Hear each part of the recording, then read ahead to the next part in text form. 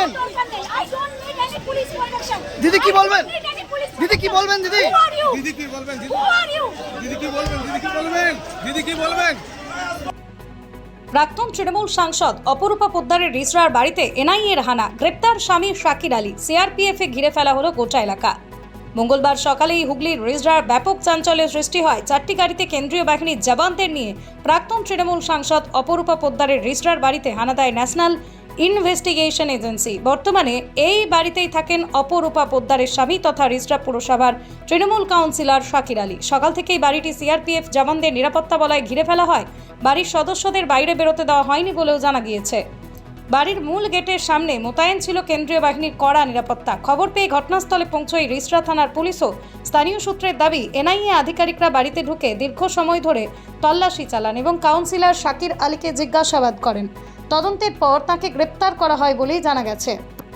এদিন বাড়ির বাইরে বহু মানুষ ভিড় জমালেও নিরাপত্তার কারণে কাউকে বাড়ির কাছে যেতে দেয়নি কেন্দ্রীয় বাহিনী।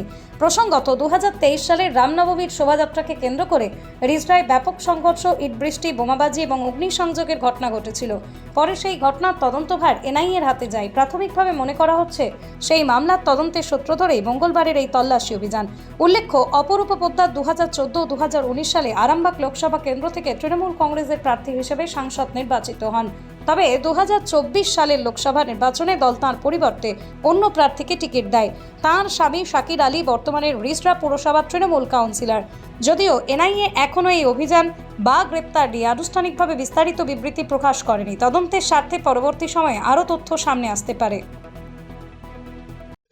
ये नहीं रहता तो रिश्वा में दंगा हो जाता है। इसने बचाया है दंगा को, इसने सब आदमी को समझाया है।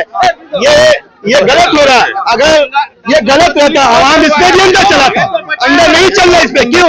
क्योंकि इसने दंगा को बचाया, इसने माहौल को शांति किया। ये हर साल रहता है। अभी रामनवमी हुआ, इस बार भी रामनवमी में ये मौजूद थे, शामिल थे। ना लोग तो ভালো আছে, তাই ভালো লোক আছে তো ভালো। গরিব सबका काम सुनता है, काम करता है, লোক কাজও করছিল। এই তো ইলেকশন আগে আমাদের 60 বছর করেছিল, হ্যাঁ, কিন্তু এখনো হয়নি। সরকার চলে গেছে, আর হচ্ছে না 60 বছরে। সেদিনকে 23 সালে যে ঘটনা ঘটেছিল, যে বিশৃঙ্খলা রামনবমী মিছিলকে কেন্দ্র করে যে গন্ডগোল হয়েছিল, সেখানে ওনাকে দোষারোপ করা হচ্ছে, এমনই অভিযোগ হচ্ছে ওনার বিরুদ্ধে। উনি নাকি ইন্ধন দিয়েছেন। এমন কি করতে পারেন? ওটা আমার মনে নেই, যাবে বললাম এখানে কম থাকে, আমি বেশিরভাগ দেশে থাকি। কি বলবেন? খুব ভালো লোক আছে, সব কাজ করে, গরিব মানুষ বাত শুনে। এই 2023 সালে যে ঘটনা ঘটেছিল, কি বলবেন এটা নিয়ে? কি বলবেন? এটা তো কাম্য ছিল না। ना ना, दादा का हाथ नहीं है इसमें, बहुत अच्छा आदमी है। गरीब हिंदू मुस्लिम सबका बात सुनता है, सब गरीब हिंदू मुस्लिम सबका काम करता है।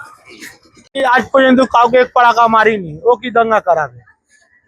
ও এনআইএ করান, ইডি আসবে, সিবি আসবে, কিছু ফারাক হবে না।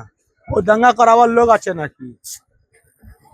ও তো কাউকে আজ পর্যন্ত এক পড়াকা মারিনি। এই এলাকা বস্তির লোক আমরা আছি। ওনার বিরুদ্ধে তো অভিযোগ উঠছে। ও লোক তো অনেক কিছু বলবে। লোক কি আপনি কে বলবো কি আপনি মার্ডার করেন, আপনি কি করেছেন সেটা জিজ্ঞেস করুন। লোক তো অনেক কিছু বলবে। কাউন্সিলর তো এখনো আছে। কেন কি হবে? কি দাঙ্গা করার তো বাইরে থেকে লোক আসে। এটা বাইরে থেকে লোক আনা হয়েছিল? হ্যাঁ, তো সব ওপার থেকে লোক আনে।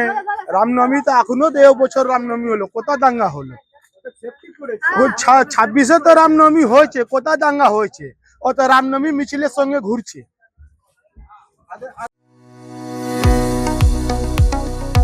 কতুলপুরে সর্বপ্রথম এমআরআই পরিষেবা যুক্ত 110 বেডের মাল্টি স্পেশালিটি হসপিটাল হল মেডিকেয়ার জেনারেল হসপিটাল। স্বাস্থ্যসাথী মান্যতাপ্রাপ্ত এই হসপিটালে রয়েছে AC, non AC cabin, modern OT, ICCU, NICU, micro surgery, dialysis বিভাগ, ব্রেন ও spine surgery, cancer surgery, lift সহ নানান পরিষেবা। এছাড়াও রয়েছে সিটি স্ক্যান পরিষেবা যুক্ত নিজস্ব ডায়াগনস্টিক সেন্টার, ডক্টর চেম্বার্স, ওষুধের দোকান সহ 24 ঘন্টা অ্যাম্বুলেন্স পরিষেবা। 24 ঘন্টা অ্যাক্সিডেন্ট এমার্জেন্সি। রোগীর সুচিকিৎসা, সুপরিষেবা এবং সুস্বাস্থ্যই হল আমাদের মূল লক্ষ্য। ঠিকানা সরিষাদিঘি, কতুলপুর, বাঁকুড়া। যোগাযোগ নম্বর 9434216662 অথবা যোগাযোগ করুন 9732212924 এই নম্বরে। কি গো, আমার নেকলেসটা কেনার ব্যাপারে কিছু ভাবলে?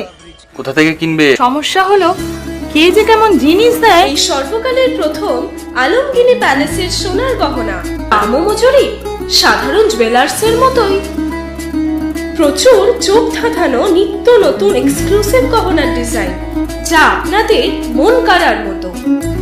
বাহু, অন্নপ্রাশন অথবা যে কোনো অনুষ্ঠানে আপনার পছন্দ মতো গহনা অর্ডার নেওয়া হয়।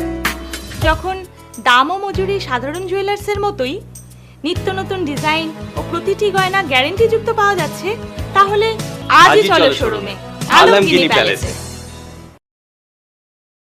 আপনার সন্তানের ভবিষ্যৎ নিয়ে কি চিন্তিত? কোন স্কুলে ভর্তি করাবেন ভেবে পাচ্ছেন না? তাহলে আর দেরি কেন, আজই চলে আসুন পার্ল রোজারি স্কুল, আরামবাগে। সিবিএসই কারিকুলাম অনুসরণে পরিচালিত একটি সম্পূর্ণ English medium school. Play group থেকে ক্লাস 12 পর্যন্ত ভর্তি চলছে। আধুনিক smart classroom, computer lab, science lab ও লাইব্রেরি। পড়াশোনার পাশাপাশি সিঙ্গিং, ডান্সিং, কারাটে ও জুম্বা ক্লাস। সিসিটিভি নজরদারি, বিশুদ্ধ পানীয় জল এবং স্কুল গাড়ির সুবিধা। Pearl Rosary School, Arambagh, Gourhati মোড়, রিলায়েন্স ট্রেন্ডসের পাশে। আজই যোগাযোগ করুন 9339527506-এ।